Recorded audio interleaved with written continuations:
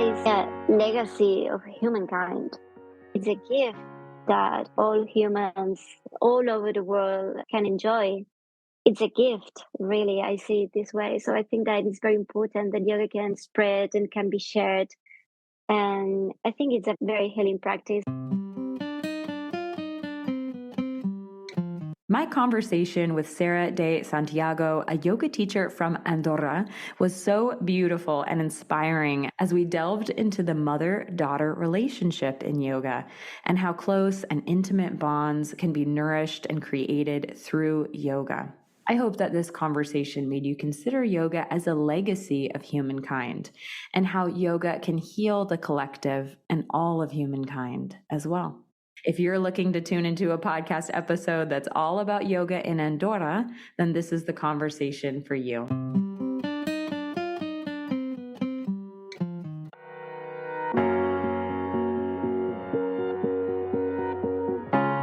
Welcome to the Wild Yoga Tribe podcast. I'm your host, Lily Allen Duenas. Together, we'll talk about the world of yoga and we'll talk to people from around the world. Before diving into the episode, I wanted to invite you to head on over to my Patreon account. I would love your support, and I'm thrilled to have this beautiful community space where we can do yoga together, meditate together, and you'll get access to exclusive content. Get ready for some private Zoom Q&As, free printable art, meditation recordings, and more. Follow the link in the show notes to get started, or head on over to any of my social media channels or my website, wildyogatribe.com, to hang out, get to know each other better, and find out more about all the support and resources available to you. Ready to dive in? Let's get started.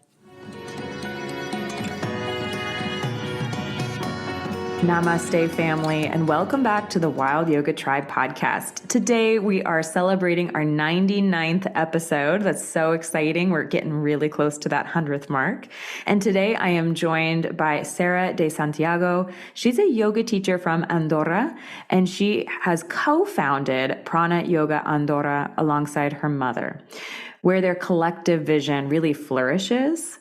And with over a decade of yoga teaching experience, Sarah specializes in Hatha Vinyasa Yoga, which is enriched by her understanding of yogic philosophy, tantra, Ayurveda, and astrology. Sarah's holistic approach does extend beyond just yoga, as she is a Reiki practitioner, and she offers energy work sessions that deepen the self-connection and enhance well-being. So thank you so much, Sarah, for being with me today. I am so excited to be here with you. Thank you for having me. I'm so excited too. And congratulations for your podcast. Thank you. Yeah, 99 episodes, 99 yoga teachers, 99 countries. Yeah, pretty cool. That's great. And it's a beautiful number as well, like 99. It's beautiful. Yes, I'm happy that we get to do this together. So Sarah, just to get started and get to know you better, can you share your journey with us into the world of yoga? What initially drew you to yoga, and maybe how did you become a teacher? Yes, that's like kind of the story of my life. I grew in that kind of environment. My mom was a yoga teacher. She's been practicing yoga since I was a child. She was also a Reiki master. She did reflexology and all kind of holistic treatments. So I grew up into all of this. So it was normal for me. And my mom always insisted me in doing yoga and all kind of things. But as a teenager, you don't want to do anything that your parents think that is good for you or that your parents tell you to do. For me, it was like, no, I don't want to try that. I don't want to. But sometime, I think I was 18 years old or so. And I was having like a very dark period in my time. I think it's difficult to be a teenager, right? And I was going through a dark time, and something clicked inside of me eventually, and I felt now it's the time to try this. So I just told my mom, hey, I want to try a yoga class, but I didn't want to do a regular class in my mom's studio. So she taught me, but it was only the two of us. It was a private thing between my mom and I. And since the very first class, she's a Kundalini yoga teacher. So my first experience was with Kundalini yoga. And I remember that first class very well. It was a very special feeling. That first class, right? You might share that with me as well, I think. your first yoga class, it's wow, where have you been all my life, right? I was in a very calm state of mind. And I just knew that I had to keep doing this because it was healing for me. So I just kept doing yoga. And eventually, when I was 19 years old, after a year or so, I remember being in the car with my father and I was listening to a mantra, to Snatam Kaur mantra. I don't know if you know her. She's a beautiful singer.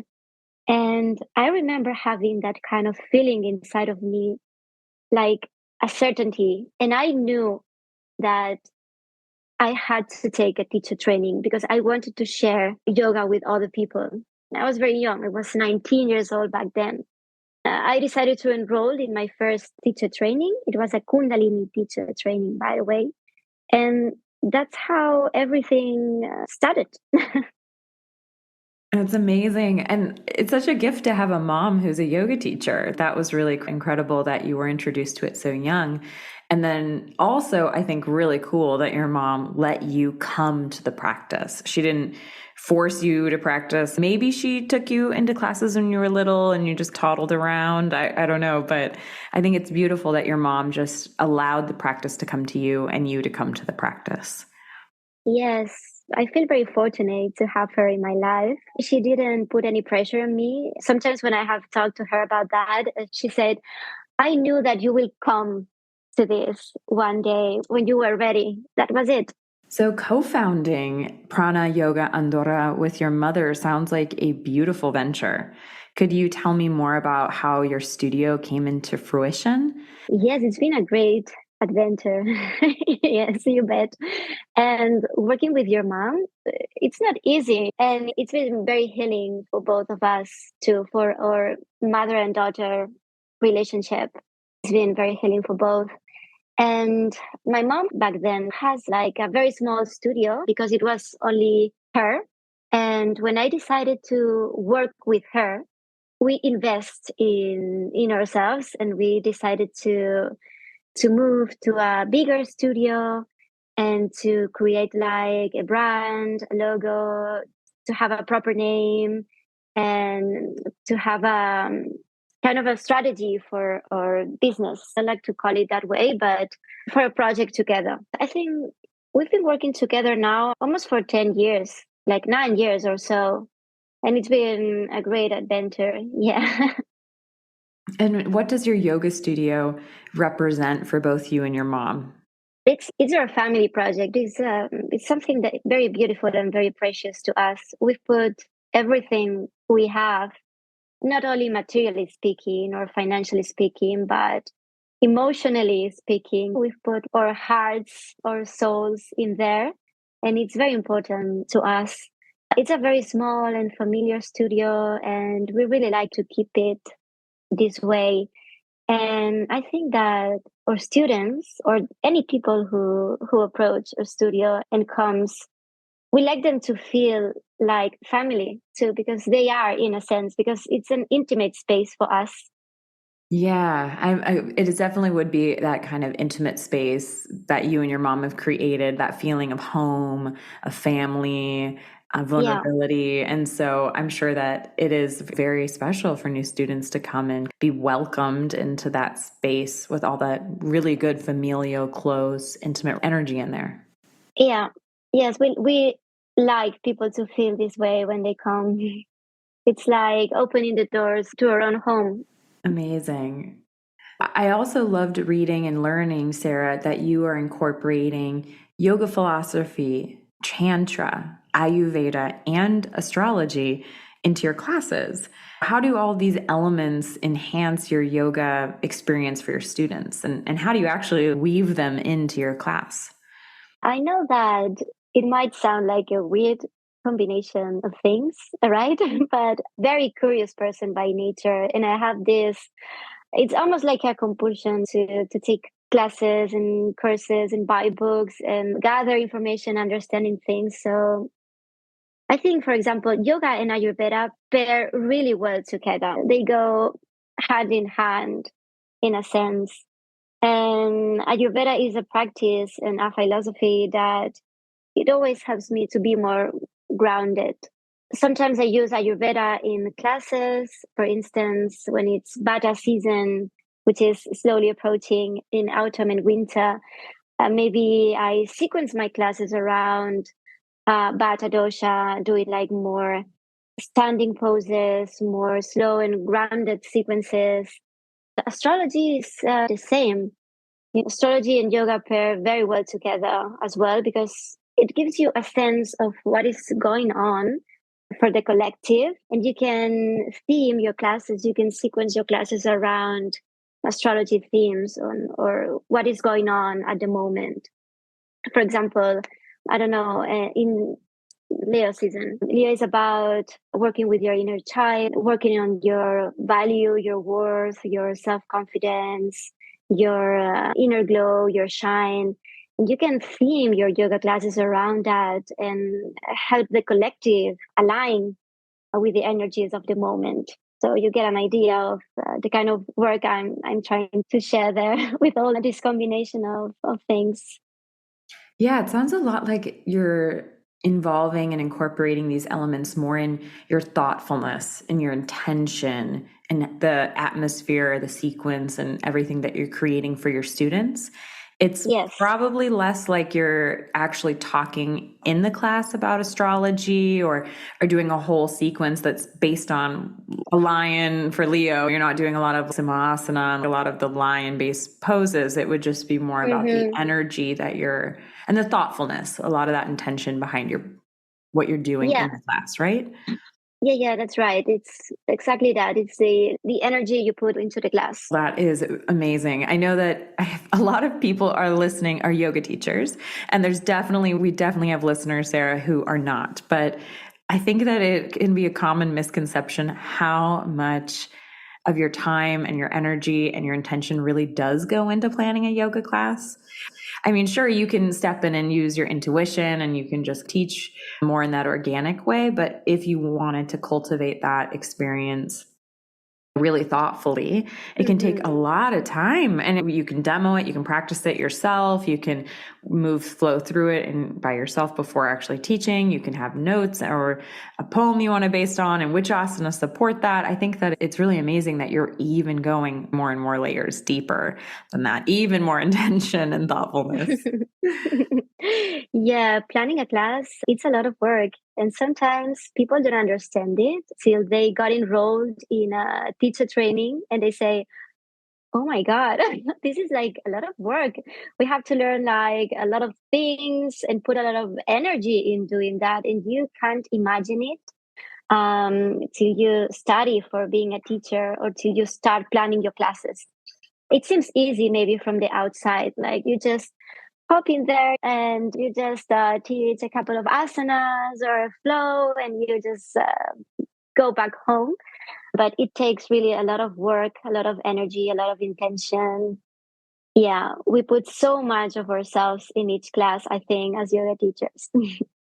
Yeah. And as you said, you have almost a compulsion to keep on learning and doing more Yeah. certifications. I also share that with you. I love doing more training, but it is good for our listeners who are maybe new yoga teachers to hear too, that just that 200-hour certificate, that's a great starting place, but often doing more certifications, not just in yoga, but in other things that interest you, whether that is Ayurveda or chakras or crystals or anything else that would maybe complement or add to your class.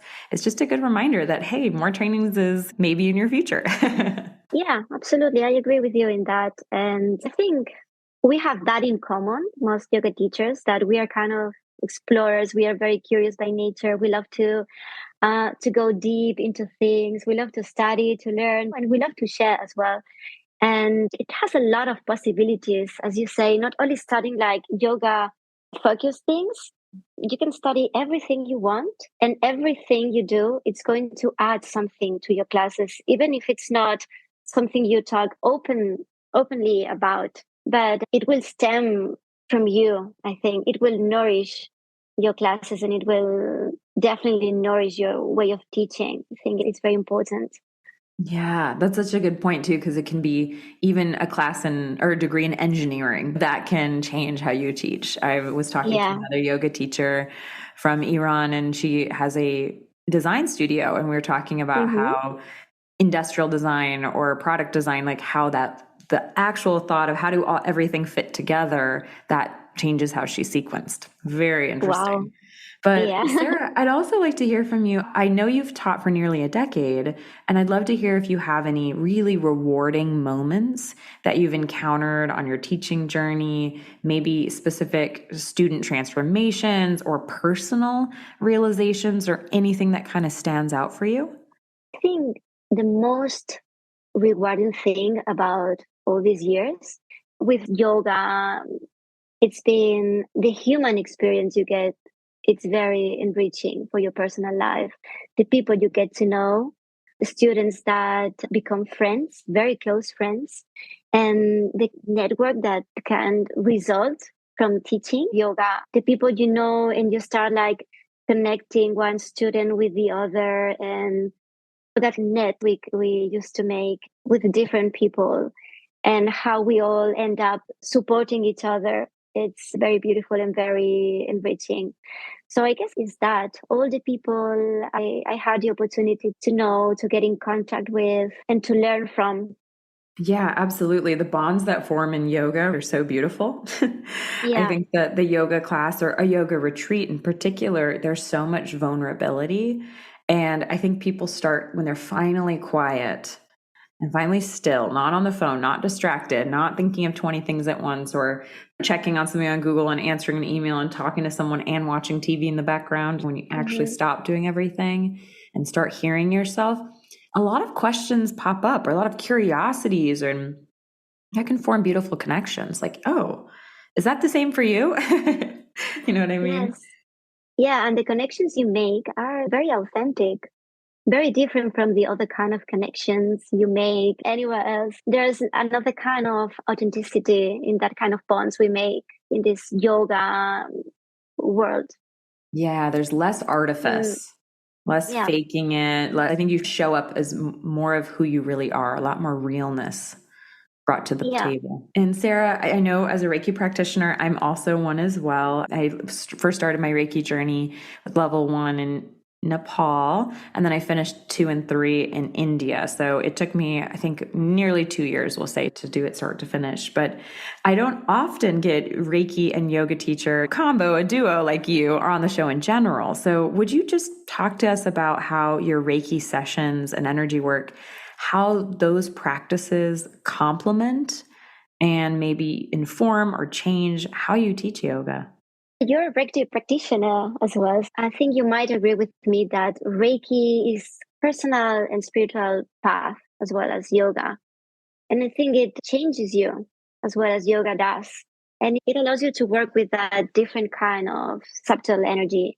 It nourishes you, it nourishes your energy in a different way. And I think that nourishes your way of teaching as well. What I've noticed with Reiki is that you tap into a different kind of intuition. And sometimes, to give you an example, I'm in class and I have something planned for that class, and sometimes when I'm in the actual class with my students, I feel something inside of me and I don't know why I feel it, but it's no, I can do this. I have to change this. And I end up doing a complete different thing.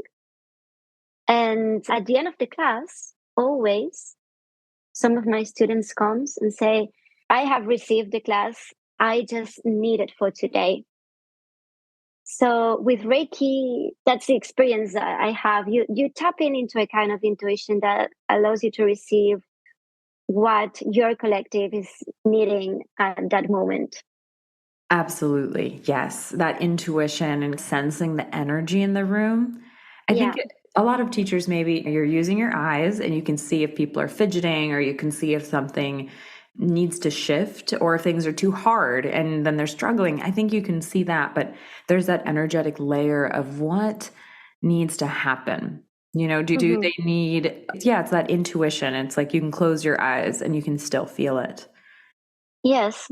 Yeah, you get more sensitive to the energy of people, to the energy of the room. And you also understand better how the chakras work, the energy of the chakras, and that definitely helps you to understand asanas as well, the energetic effect of the asanas you're teaching and you're doing yourself. So yeah, again, I think that they pair very well together. Everything pairs well with yoga, actually. Yeah, even engineering, like we mentioned. For sure. So, Sarah, if some of our yoga teachers who are tuning in today, if they're newer to the practice or newer to teaching, what advice do you or would you give to them? I don't know, so many things, right? But I guess that don't be in a hurry. That's what I will say to a people who is just beginning their yoga journey. Don't be in a hurry because I think it's a long-term process. Sometimes we want to go very fast with everything, right? And in our yoga journey, we tend to have this desire to go very fast, to advance very fast. And it's really a long, very long term process that you have to invest time and energy in. And it's worth it, absolutely. So don't be in a hurry, take your time, be consistent, and have in mind that it's something that luckily is for your whole life. A lot of our yoga teachers, too, who are tuning in are from every corner of the globe, right? That's such a beautiful thing. And so, do you have any thoughts about why it's important for yoga to be all around the world now? Yoga is a legacy of humankind. It began in India, but it's a gift that all humans all over the world can enjoy. It's a gift, really. I see it this way. So I think that it's very important that yoga can spread and can be shared. And I think it's a very healing practice. And I think it's very positive that now we can attend classes, have yoga teachers, and be able to connect with this practice all over the world, not only in India as it was hundreds or thousands years ago. Yes. Yes, I totally agree with that 100%. Sarah, a question I ask every single guest on the podcast, and I'd love to ask you as well, is what is your personal definition of yoga? That's not easy. For me, yoga, it's many things, but I think connection will be, it's the word that pops in my mind right now. Connection. Connection with your inner self, with your true self. Beautiful. And also, I'd love for you just to shine a little light on Andorra as well as on your country. Could you tell us what yoga is like in Andorra? Has it been really popular? I know your mom was a teacher a couple decades ago, but what has that kind of growth of yoga in Andorra been like? When I started practicing yoga, maybe 16 years ago or so, it wasn't popular at all at that time. And definitely wasn't popular among young people or even middle-aged people. It was something that it was more in that country, in Andorra specifically. It was more oriented maybe to people from maybe 50, 60, women mostly, I think, from that age. And I think Instagram and social media has contributed on the popularity of yoga here in that country, here in my country as well. Because I've seen a difference since Instagram became more popular here in the country and people had access to social media and to all that yoga pictures. It started becoming more and more popular every time, I think. And now it's really popular. Our country is very small and things arrive later than in Europe or even in Spain, in cities like Barcelona, is that everything arrives a little bit later here. It's a country surrounded by mountains, in the Pyrenees Mountains. So it's been a little bit, I'm not trying to sound negative here or anything, but maybe a little bit more close minded. And now it's like the minds of the collective is open each year a little bit more and accepting more all these kind of holistic things. Sarah, yeah, I agree with you because when we started practicing yoga, the two of us were about the same age. it was unbelievable for me. There was really no YouTube. We had the internet, right? But it just wasn't anything like it is today. You couldn't Google anything and then immediately find 100 different things talking about it. It was just so hard. And so now that I think information is shared and is so accessible, and it's accessible in so many different formats. You can listen on audiobooks, you can watch it on a movie, you can read it in a book, you can ask questions about it on a Reddit forum. There's just so many different ways. So no matter what type of learner you are or where you are in the world, if you do have access to technology, like you can learn, you can find. And I do think that has opened the mind of the collective in big ways. But I do think energetically, the collective is seeking healing. I think we all acknowledge the collective needs to be healed. Yeah, it's incredible. I remember when I first started with my mom, I thought that Kundalini yoga was the only yoga that existed. You can imagine, because I didn't have access, as you say, to as much information as we have now. And it was not as usual to type in Google and start searching for more things. So I just thought that this was yoga and that was it. And it was a couple of years later when I took the training and started talking to other people that they told me, no, there are many lineages of yoga. And I was like, wow, really? All the lineages of yoga is fascinating. And I think I love learning about those on this podcast. Like there's a yoga teacher from Ethiopia, Heron Tedessa, and she was talking about Kemetic yoga and African yoga. And while I thought I knew what African yoga was, maybe just yoga in Africa. No, it's like an actual different lineage. And so is Kemetic yoga based on hieroglyphics.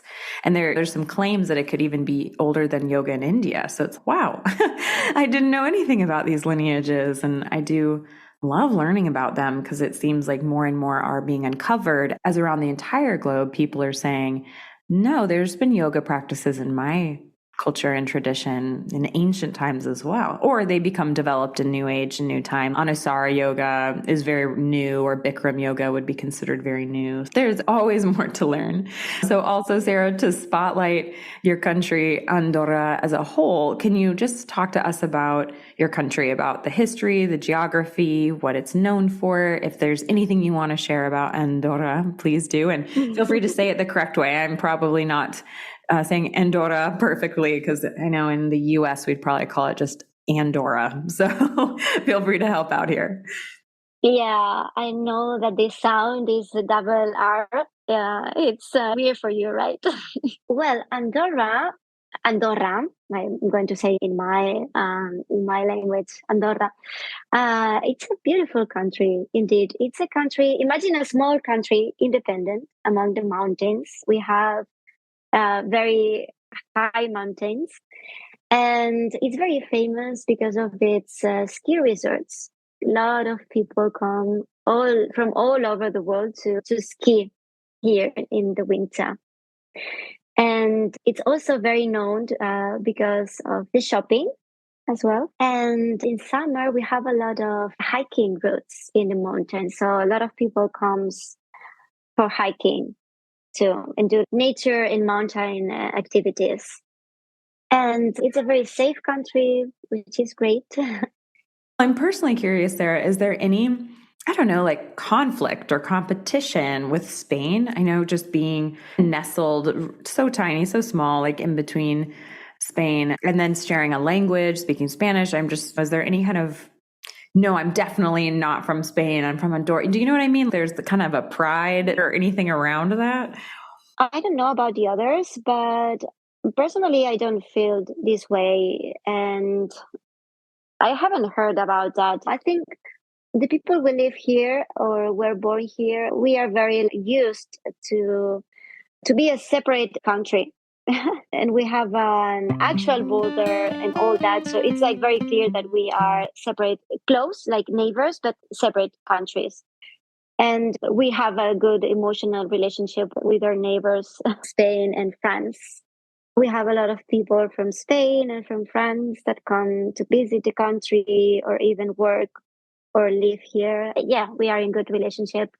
Good. Perfect. Thank you for answering that question for my own curiosity. And Sarah, this episode, this podcast, this conversation has been so beautiful with you. I am definitely going to link your website and your Instagram accounts, both of them, in the show notes. So wherever anyone listens, they can just tune in and click those links and be linked to you. And then I'll also put it on my website, wildyogatribe.com/yoga in Andorra. So if anyone who's listening wants to read the blog about Sarah, read a transcript and find all of her links and some beautiful graphics and photos, head on over there. But here on the podcast, Sarah, do you want to say the name of your website and your Instagram? Yeah, our website is pranayogaandorra.com. It's in Spanish. We don't have any translation in English because we never saw the need of it. So it's in Spanish. But anyway, and my Instagram is Sarah with a final H dot pranayoga.com. Definitely. Sarah dot pranayoga. It's my Instagram personal account. Perfect. Thank you so much, Sarah, for being here with me. I have loved this conversation so much, and I'm so excited to celebrate the 99th episode with you. Thank you so much. I've enjoyed a lot. Thank you for the gift of your attention today. If you feel called, please share this episode with someone who you think could benefit from it. Leaving a review would also be so appreciated. I also hope you can join me online on my website, wildyogatribe.com, or on social media. I would love to get to know you better. I would love to share with you and to hear your thoughts. Send me a DM, send me a note, get in touch. It would be great to hear from you. And as always, be well, dear one, be well.